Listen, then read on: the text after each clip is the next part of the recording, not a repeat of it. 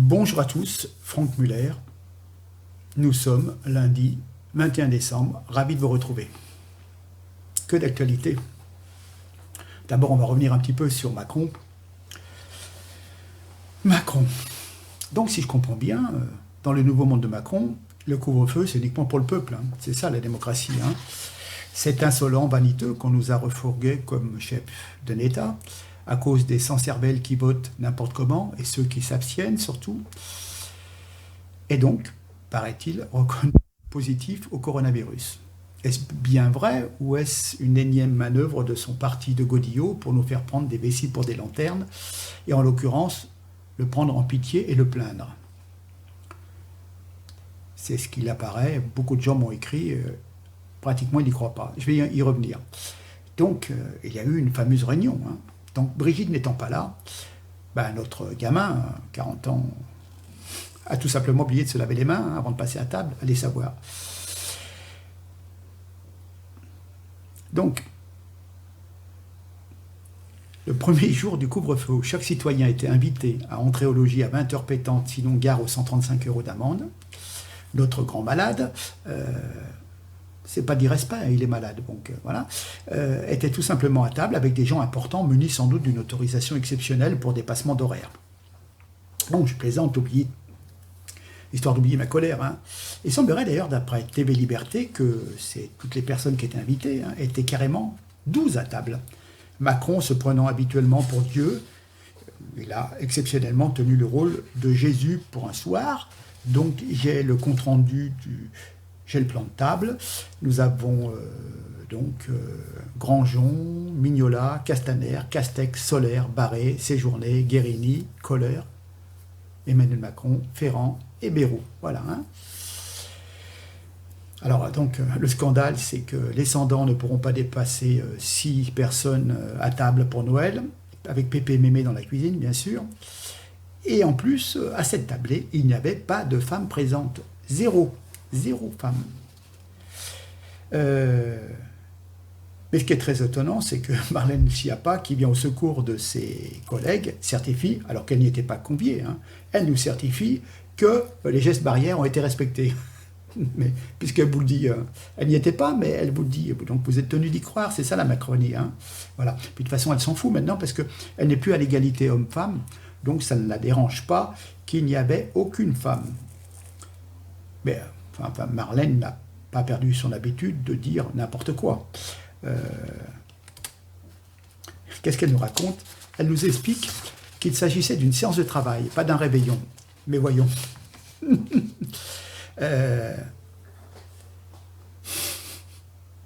Malgré toutes ces explications foireuses, maître Fabrice Di Bizio, avocat de Didier Raoult et de l'association Corona Victimes, était déchaîné au micro de Morandini sur CNews, et donc il a déposé plainte pour violation du couvre-feu contre plusieurs responsables LREM.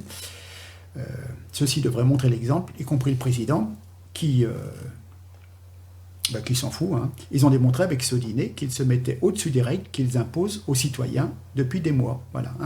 Puis l'argument d'extrême mauvaise foi avancé, il s'agissait d'une séance de travail, suivi d'un dîner parce qu'il était tard. Mais l'urgence invoquée ne semble pas tenir, parce qu'il s'agissait d'une discussion, d'une réunion magouille au sujet des prochaines élections régionales, réunion qui aurait pu être reportée, puisque si on veut vraiment être strict avec les citoyens, on commence aussi par l'être avec soi-même. Et puis, pour des élections qui auront lieu au mois de juin, ce n'était pas à une semaine près de faire cette réunion. Vous voyez, elle pouvait très bien attendre début janvier. Ils sont tellement en train de préparer des magouilles, des manœuvres pour éviter de perdre. Ils ne savent plus comment faire. Voilà. Donc, ceux qui étaient encore hésitants, j'espère, auront compris. Donc, grâce à cet épisode hilarant ou rageant, selon l'humeur du jour, nous avons une nouvelle preuve de la félonie des marcheurs, si vous voulez. Voilà. Donc, les beaux discours moralisateurs de ces messieurs qui sont des bouffons, vous pouvez les mettre quelque part. Je m'en tiendrai là. La décence m'interdit d'en dire plus. Voilà. Donc, au vu des différents arguments, il va de soi que Macron et ses marcheurs viennent de nous faire une belle démonstration du fait ce que je dis, pas ce que je fais. Nous sommes d'accord? D'accord. Donc, je reviens à cette vidéo de Macron. Petite vidéo. Alors, le maquilleur est bon, hein. La voix plus faible, pas d'arrogance, pas de mépris. Une ébauche de pauvre sourire pour dire il est là. Oui, je suis malade. Merci. Voilà. Hein. Si Macron était toujours comme ça, il pourrait se faire aimer. Mais après 3 ans de mauvais, déloyaux services, tout le monde sait qu'il n'est qu'un robot, une machine à tuer la France, à nous tuer, nous. Il peut bien la jouer malade, on sait qu'il n'est que dureté et indifférence aux citoyens, aux sans-dents. Il prétend remercier ceux qui lui auraient envoyé des messages de soutien. Vous y croyez, vous? Il y aurait des imbéciles en France pour souhaiter à Macron un bon rétablissement, lui qui a fait démettre le professeur Perron de ses fonctions et qui a interdit l'hydroxychloroquine, faisant mourir ainsi des dizaines de milliers des nôtres, et en faisant prescrire du Rivotril à nos vieux. Hein. Non, c'est pas vrai, c'est pas possible. Les gens ne sont pas aussi cons, aussi autruches, et lèche-cul à ce point à lui adresser des messages de soutien. En attendant, même prétendument malade, il ne rate pas l'occasion de faire la promo du vaccin, ce qui me fait dire que l'animal est capable de ne pas être malade du tout et de jouer aux malades pour terroriser les Français et les jeter dans les bras de Big Pharma. Connaissant donc le personnage et l'enjeu de la vaccination, une petite manipulation ne serait pas impossible. Bien entendu, tout cela n'est que fiction, tout cela serait complotiste, et n'y voyez de ma part simplement qu'un exercice de pensée, qu'on va dire, alternative. Bien d'accord. Bien. A tout de suite, on va revenir sur Miss France.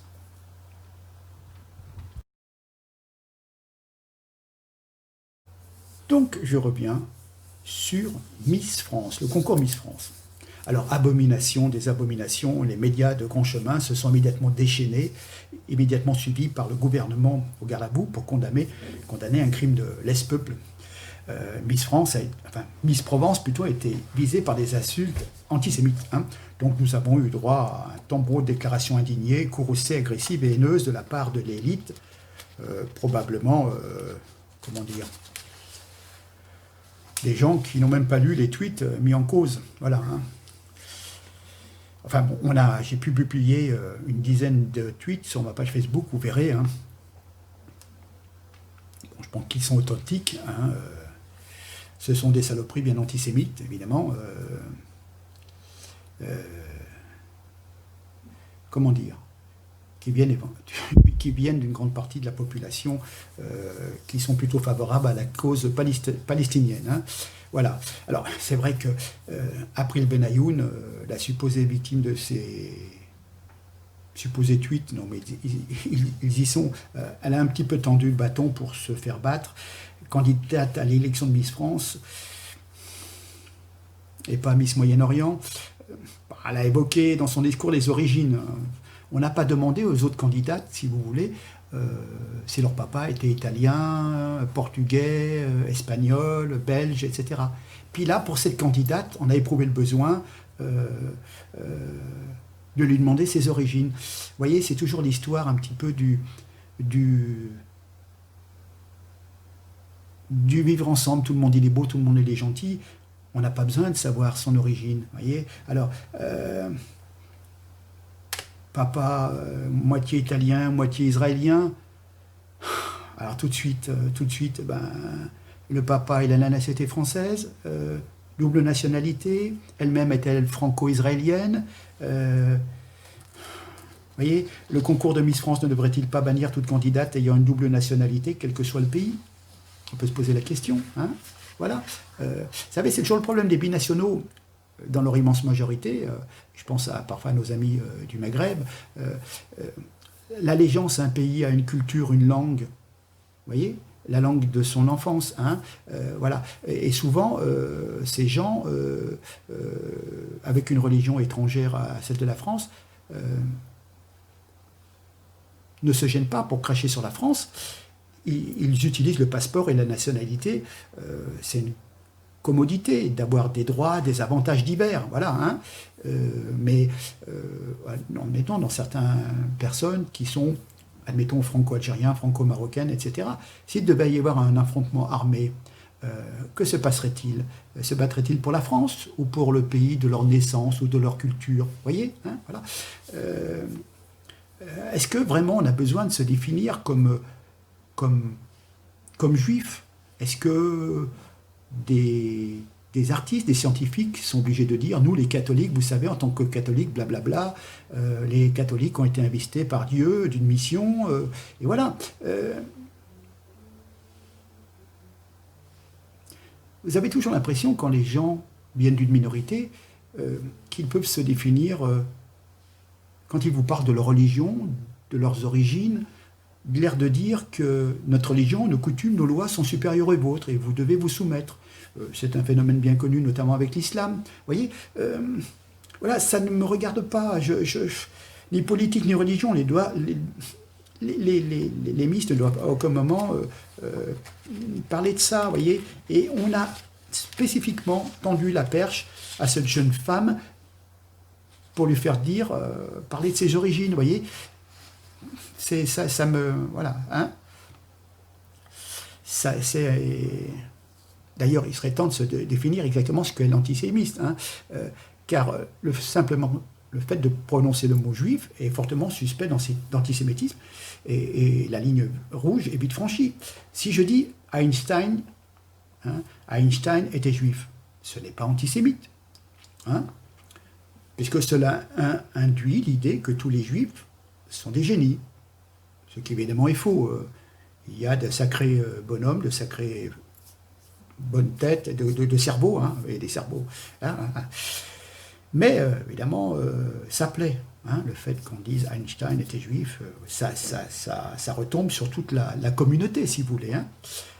Et d'ailleurs, eux-mêmes sont convaincus, un petit peu, en tant que peuple élu de Dieu, d'une certaine supériorité. Bon. Par contre, si vous dites, j'en ai parlé la dernière fois, Epstein, celui qui faisait de la traite des gamines, était juif. Là, quelque part, mon propos est infâme, il est antisémite. Hein. Ça induit l'idée que tous les juifs seraient des pédophiles, maîtres chanteurs, agents du Mossad. Voilà. Ce qui évidemment est faux et déplaît fortement. Hein. Voilà.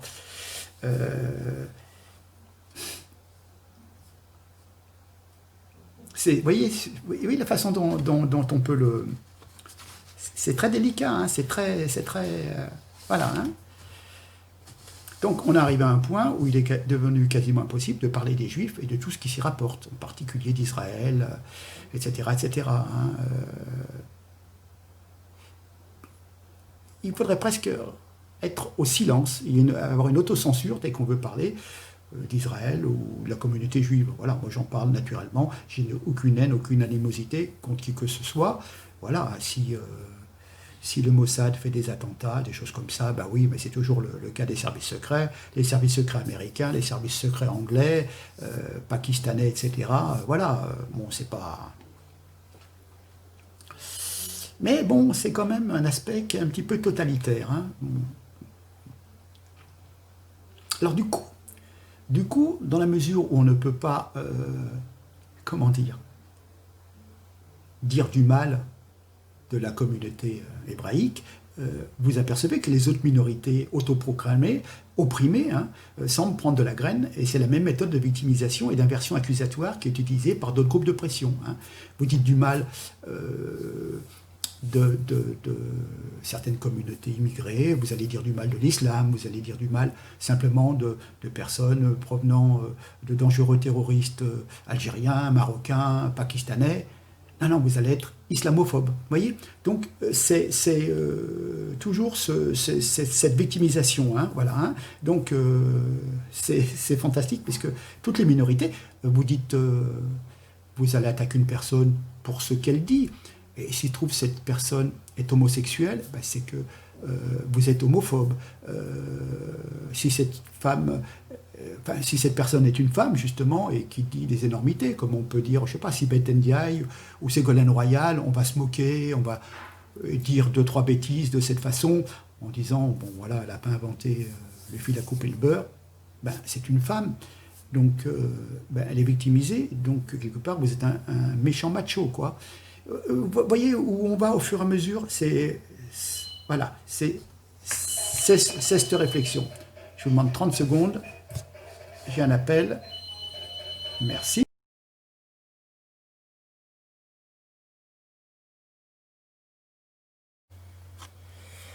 Me revoilà. Bien, Miss France. Non, c'est pas elle qui m'a téléphoné. Non, il est important d'apporter quelques précisions. Durant effectivement la soirée Miss France, cette jeune femme est devenue donc la cible des internautes à cause de ses origines, de son physique et d'un présumé contrat avec des candidats de télé-réalité. Voilà. Il n'y a pas que l'antisémitisme. Voilà.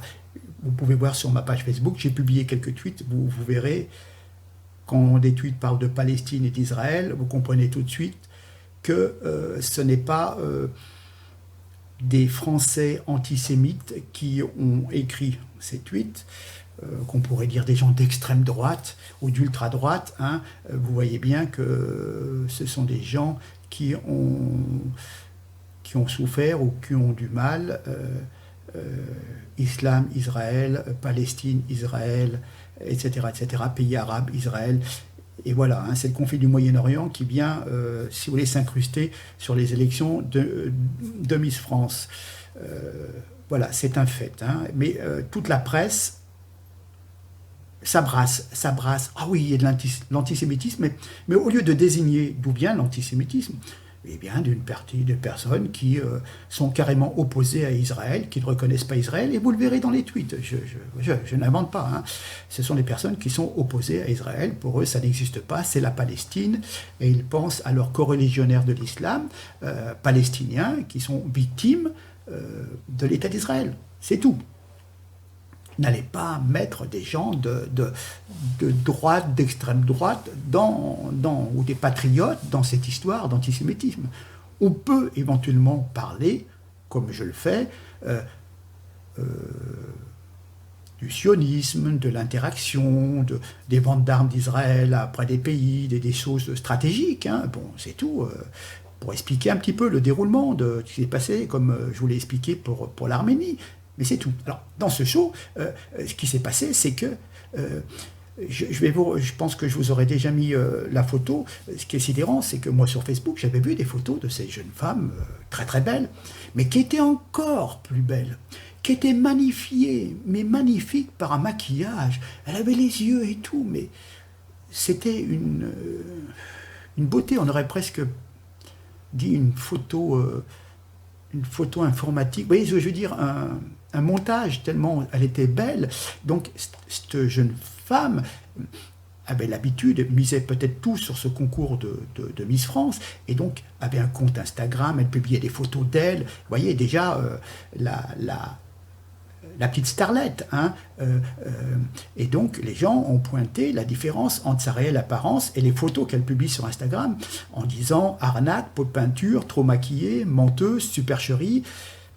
Ils la trouvent trop superficielle, et certains ont appelé à ne pas élire une candidate pas assez naturelle. Vous voyez, et ça m'a surpris, parce que quand je l'ai vue, elle était maquillée, apprêtée, mais moins que sur certaines photos. Moi, sur Facebook, des gens qui sont de la région de Marseille avaient dit « Nous allons voter pour notre Miss Provence », etc. Donc, j'ai vu cette jeune femme, et voilà, très très très belle, mais qui devait avoir une couche de maquillage et tout. Vous savez, parfois, vous avez certains maquillages qui, quand pendant une demi-heure, voire plus, on vous maquille, ça peut vous transformer carrément l'aspect de votre visage. Hein. Donc, ça jouait sans des faveurs. Vous voyez, les gens ont voulu quelqu'un quand même d'un petit peu plus naturel, moins... Voilà. Et puis, il semblerait que Miss Provence a bénéficié d'un important soutien de la part de plusieurs candidats de télé-réalité. Hein, encouragement sincère au contrat avec argent à la clé. Voilà. Selon certaines personnes, sur ce qu'on appelle des tweetos, la famille de la jeune femme aurait conclu un contrat avec l'agence Shona Evans et aurait donc payé pour que certaines figures du petit écran lui fassent de la publicité. Voilà. Donc, c'est un plus. Vous voyez, avec la puissance d'argent. Et puis, alors, bon, évidemment, l'aspect israélite. Comme d'habitude, les gens vont dire oui, c'est des gens friqués, Benayoun, ils ont du fric, et ils font le forcing pour que leur fils soit élu Miss France. Vous voyez, c'est une addition de plusieurs choses. Mais effectivement, il y a une bonne partie aussi il y a un mélange, hein, donc d'antisémitisme, il y a cette histoire d'argent, de contrat avec une société, et puis bon, l'aspect de cette jeune femme qui était ultra maquillée et qui a joué en sa défaveur par rapport. C'était certainement la jeune femme qui était la plus médiatisée, si vous voulez, sur les différents réseaux médias sociaux. Voilà. Donc il y a plusieurs choses. Hein. Alors surtout, n'allons pas dire qu'il y a des vieux fascistes en France qui sont antisémites et qui s'en prennent à cette jeune femme qui est au demeurant ravissante. Et voilà. Il n'y a rien à y dire. Et je pense qu'elle représentait très bien sa région. Voilà, un point c'est tout. Hein. Bon, sur ce... Alors, je tiens à rappeler, je passe directement au professeur Perron. Mardi 22 décembre à 13 h, demain, est organisé un rassemblement devant l'hôpital Raymond Poincaré, au 104 boulevard Raymond Poincaré à Garches, suite à la décision des Hospices civils de Paris de démettre le professeur Perron de ses fonctions de chef de service. Voilà, hein, voilà. Oui, alors... Je vous explique, du temps de la misère, de la peste, émerge la figure de M. Vincent, qu'on appellera plus tard Saint Vincent de Paul. Hein. On lui doit la création des hôpitaux de Bicêtre, de la Pitié, de la Salpêtrière. Et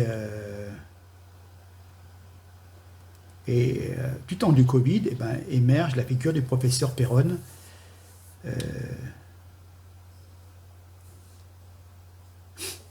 Il se bat contre la maladie, oui. Mais ce qui lui fait le plus de mal, c'est la collection d'imbéciles et de charlatans qui lui coupent la parole sur les plateaux de télévision. Vous savez, ces journalistes qui savent à peine tenir peut-être une seringue dans les mains et qui veulent donc donner des leçons de médecine au professeur Perron. Voilà, hein. Il fait face avec une bonté, une empathie rayonnante, trop modeste pour parler de lui, il se met au service des autres. Mais chacun le sait, un tel homme ne peut mentir. Alors il se met en colère, une sainte et nécessaire colère. Et cela ne plaît pas, ça ne plaît pas aux autorités. Hein. Que dire? Eh bien, M. Christian Perron, lui, n'est pas un saint, hein, si Saint Vincent de Paul l'était. Et donc il s'est mobilisé pour que les généralistes disposent de tous les moyens pour traiter le Covid-19. Hein. Voilà, parce qu'il y en a plus qu'assez de dire prenez un Doliprane et attendez d'étouffer pour appeler le 15. Hein. Et donc, on veut le faire taire, et Martin Hirsch vient de le licencier. Voilà, hein.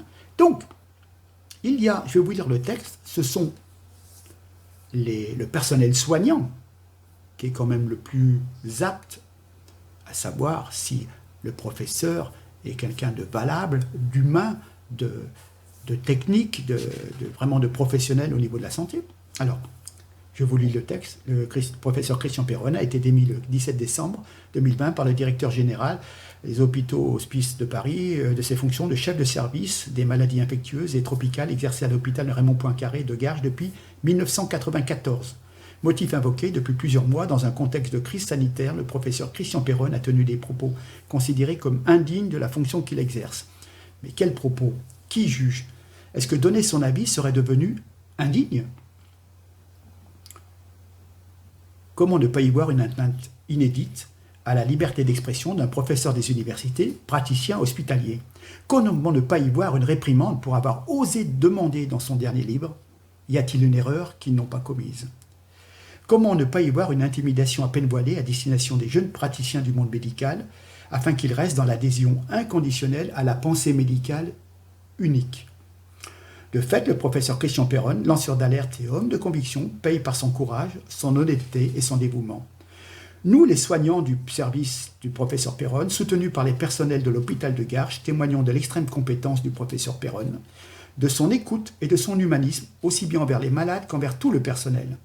Il s'est dévoué pendant des années corps et âme pour son service et pour le bien-être des autres.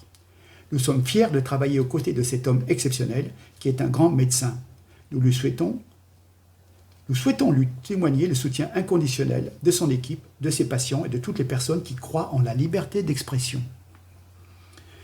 Nous demandons l'annulation de la décision politique prise à son encontre. Nous invitons tous les patients et tous les amoureux de la liberté de penser et de la liberté de questionner à signer cette pétition pour défendre les valeurs de la médecine et pour préserver la liberté de parole brutalement mise à mal. Voilà, tel était dit Euh, je vais m'arrêter là pour aujourd'hui. Je, je voulais vous reparler d'Arménie, mais je reviendrai la prochaine fois parce que malheureusement l'actualité de la Miss France est venue se mettre au milieu. Hein. Voilà. Je vous laisse. Bon, j'espère avoir été suffisamment clair sur différents problèmes. Voilà. On va voir comment vont déboucher les procédures concernant les tweets sur Miss Provence. Voilà, j'espère vous apporter suffisamment de détails, voyez, pour que ne pas écouter simplement un seul son des médias qui font bien, qui brassent, hein, qui brassent l'antisémitisme. Oui, il y en a un. Mais il vient d'où l'antisémitisme, hein, qui fait qu'il n'y a pratiquement plus d'élèves juifs dans les écoles publiques. Eh ben oui. Et dans les écoles publiques, il y a quoi? Eh ben, il y a de moins en moins de Gaulois, et il y a de plus en plus, la majorité, elle est, je ne dirai rien, parce que sinon on va dire que je suis islamophobe. La question n'est pas là, c'est des statistiques, c'est tout. Après, s'il y aurait une majorité de Russes, eh ben, je le dirais, pareil, hein, d'accord? Voilà, c'est une constatation, encore une fois, ce n'est pas un jugement de valeur. Je me tue à le répéter. Mais c'est la triste constatation. Voilà, d'accord? Vous visitez une prison, vous regardez, et vous verrez combien il y a de Suédois et de Norvégiens. C'est tout. Je ne juge, je ne suis pas du genre à juger chaque personne. Je vous dis, j'ai assez côtoyé des personnes de toutes origines. C'est comme ça. La personne, elle venait, elle me disait bonjour, on buvait un café ensemble, elle allait à son travail, elle faisait son boulot, elle repartait. Je veux dire, dans les usines, moi, tous les gens, ils sont bleus. Ils ont tous un bleu, ils viennent pour travailler, ils font leur boulot, ils repartent chez eux, ils élèvent leur famille honnêtement. Un point, c'est tout. Par contre, tous les autres qui sont dehors du système, bien évidemment, et on voit que il y a parfois une majorité de personnes qui ont du mal à s'intégrer. Après, il y a des différences de culture, des différences de religion, il y a des tas de choses. Et puis bon, c'est pas évident de s'intégrer dans un pays, moi aussi. Même si je devais m'installer en Suède ou en Norvège, vous croyez que ce serait évident pour moi? Ben, je serais un petit peu marginalisé. Hein. Voilà. Mais bon, c'est à la personne qui vient dans un pays qui doit faire des efforts maximum pour s'intégrer et faire partie du décor ambiant. Ce n'est pas au pays qui vous accueille qui doit changer sa fonction de pensée. Déjà qu'elle dépense de l'argent pour vous, c'est déjà suffisant. Mais après, chacun vient à la rencontre de l'autre. Mais si l'autre ne fait pas les efforts suffisants pour s'intégrer, pratiquer la langue, s'occidentaliser un petit peu, ben oui, parce que c'est comme ça. Allez, je vous laisse. Demain ou après-demain, je reviendrai sur d'autres sujets. Et on va continuer. Sur ce, tout le monde vous accompagne. Profitez de votre certainement semaine de repos pour certains. Et puis à très bientôt. Partagez un maximum. Merci beaucoup en tous les cas de m'avoir accordé un peu de votre temps pour écouter l'actualité vue par Franck Muller, ma pauvre personne. Merci beaucoup en tous les cas. Merci.